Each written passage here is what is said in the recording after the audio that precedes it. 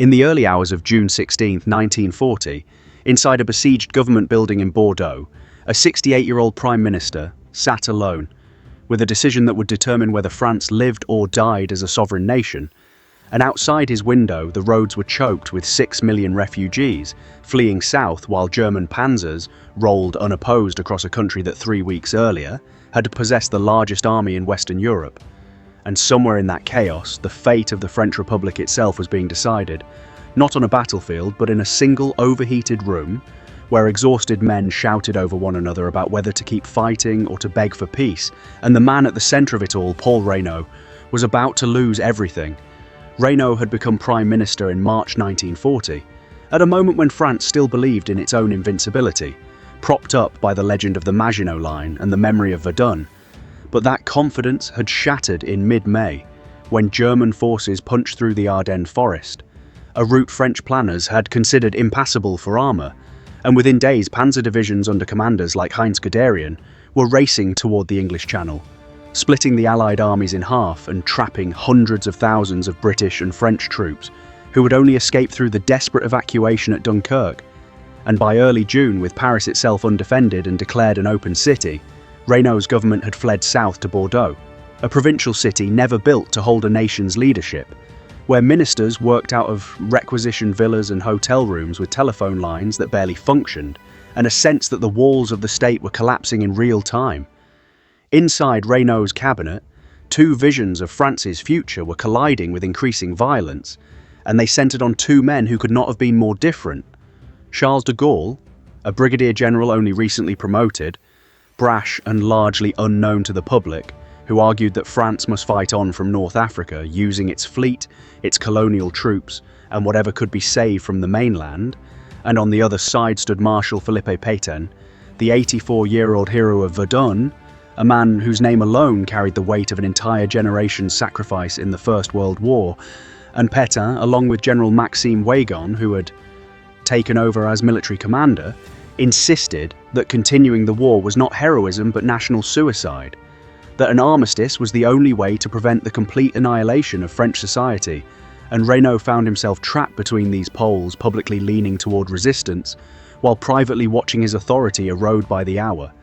The question of evacuating to North Africa was not theoretical, for the French government had real options: a powerful navy still largely intact, colonial territories in Algeria, Morocco and Tunisia, and the precedent of governments in exile. But Weygand and Pétain argued that abandoning metropolitan France would be an act of betrayal against the French people, leaving them to face occupation while their leaders fled overseas. And this argument carried enormous emotional force inside a cabinet room filled with men who could hear artillery in the distance and see the despair on the faces of refugees outside. And Reynaud, who had once seemed decisive and combative, began to look increasingly isolated as minister after minister sided with the call for peace. On June 16th, the political ground shifted entirely when word arrived from London that Winston Churchill's government had made a stunning proposal, a declaration of union between France and Britain,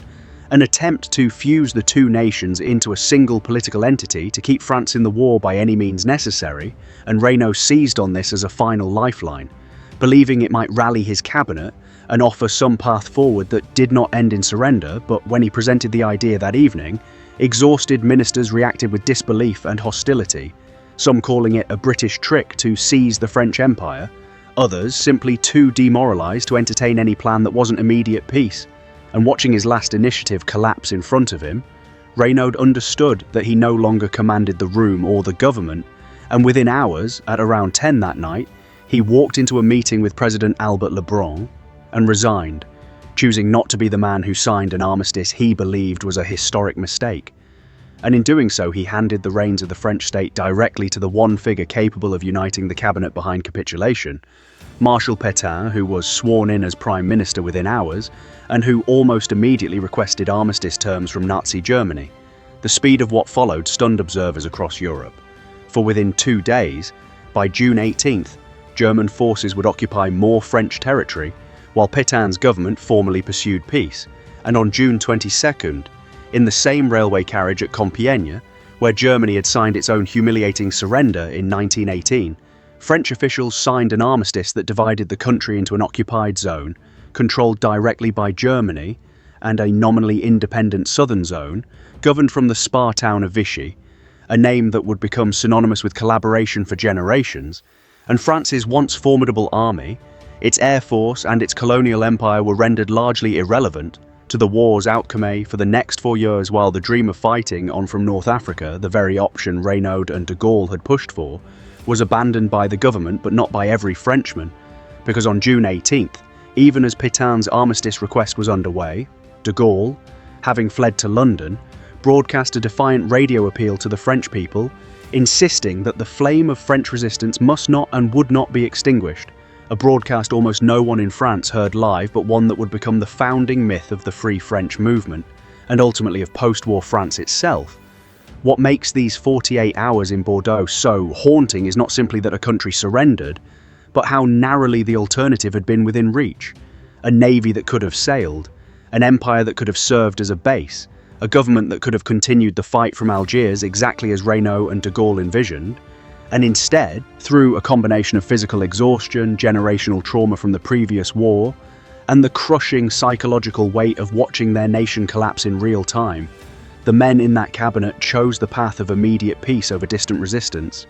and Paul Reynaud, the man who had refused to sign the armistice, would soon be arrested by the very regime his resignation had enabled, spending years as a prisoner first of Vichy France and then of Nazi Germany itself, a bitter irony for someone who had tried to keep his country in the fight.